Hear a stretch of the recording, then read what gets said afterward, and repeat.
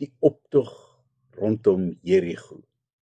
Ons lees Josua 5 vers 13 tot 6 vers 14. 'n Paar weke gaan verby sedert die Israeliete hulle intrek geneem het by Gilgal, skaars 'n klipgooi van die versterkte stad Jericho. Die Jerigoïte se oë het groot gerek toe hulle sien hoe dat hierdie massa mense droogvoets deur die Jordaan stap. Hulle was vreesbevange, want voor hulle oë sien hulle dat nou gebeur wat destyds by die Rietsee gebeur het. Dan was dit tog waar. Dit was nie maar net stories nie.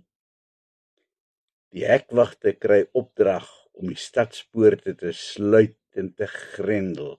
Niemand mag daar in of uit nie, want die vreesaanjaende klomp Israeliete mik vir hulle stad. Die brawes wat dit waag om oor die hemelhoë stadsmuur te loer, sien eienaardige dinge plaasvind daar by Gilgal. Op 'n stadium verdwyn al die manne in hulle tente in, en dit is vir langer as 'n week net die vrouens wat sigbaar is. Wat het daardie manne in hulle tente gekonkel? 'n Paar dae later sien hulle weer dat die klomp daaronder feesvier, maar op geen stadium wil dit lyk asof hulle gereed maak om die stad aan te val nie. Hulle verstaan dit nie. Josua besluit om 'n entjie te gaan stap in die stad se rigting. Hy weet nie mooi wat om te doen nie, want hy hoor niks van die Here af nie. Wanneer moet hy nou die stad gaan aanval? Voor hom rys die magnifieke klipmure op.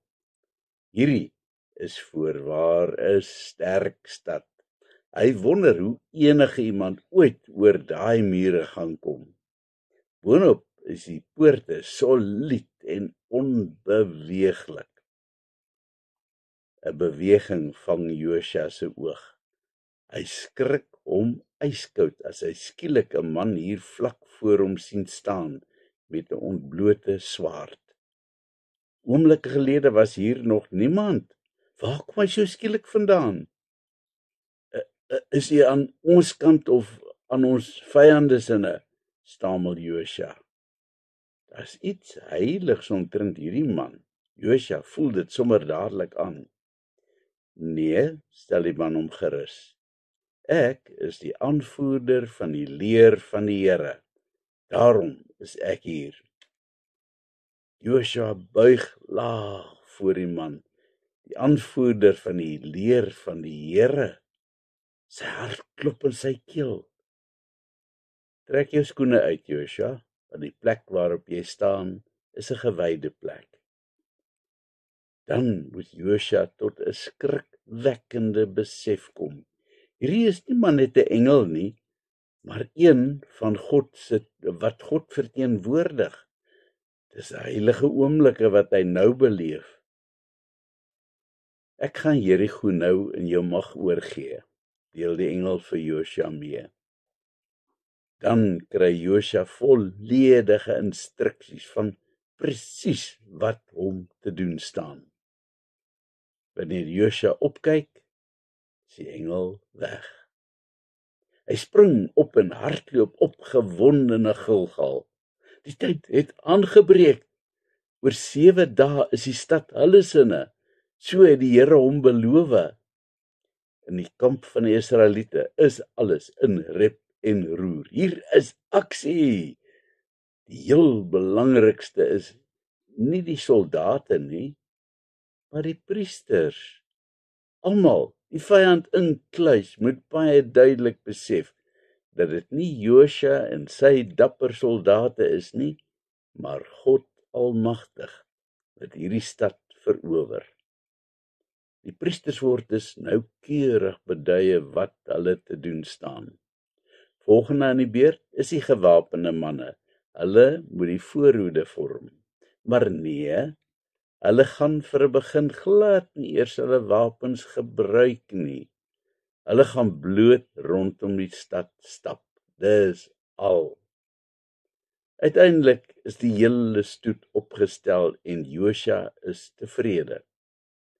'n Stoet is dit inderdaad, want wanneer hulle begin stap, is dit in sombere stilte.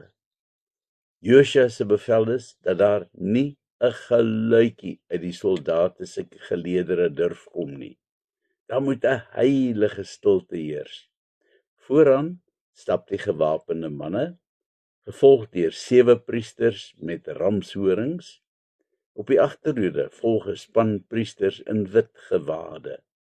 Hulle dra die verbondsark. In Jerigo skrik die inwoners hulle yskoud as die klaande geluid van 7 ramshorings skielik uit die vlakte beginne opklink. Die soldate gryp oorhaastig na hulle wapens en hardloop uit asem na die muur. Wat hulle egter daaronder sien, laat hulle spierwit van angs. Dit is onheilspellend stil, buiten vir die aaklige geluid van die ramshorings wat die hele tyd onheilspellende die lug vul.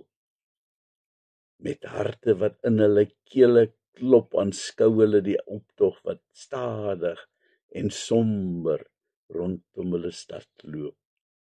Hulle verstaan dit nie.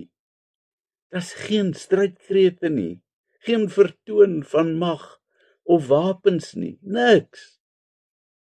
Die klomp loop net. Wanneer gaan hulle aanval? Wanneer die stoet een keer om die stad is, kies hulle koers huiswaarts. So stil as wat hulle gekom het, verdwyn hulle weer. Ek hou niks hiervan nie, tier die koning teenoor sy raadslede. As hulle maar net wil aanval soos alle vyande maar doen, dan kan ons met hulle afreken, maar hierdie ding maak my bitter bang.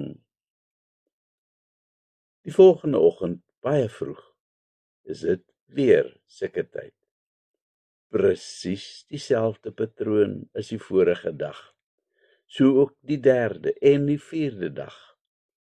Vir 6 dae hou dit so aan en die inwoners van Jerigo se senuwees is op breekpunt.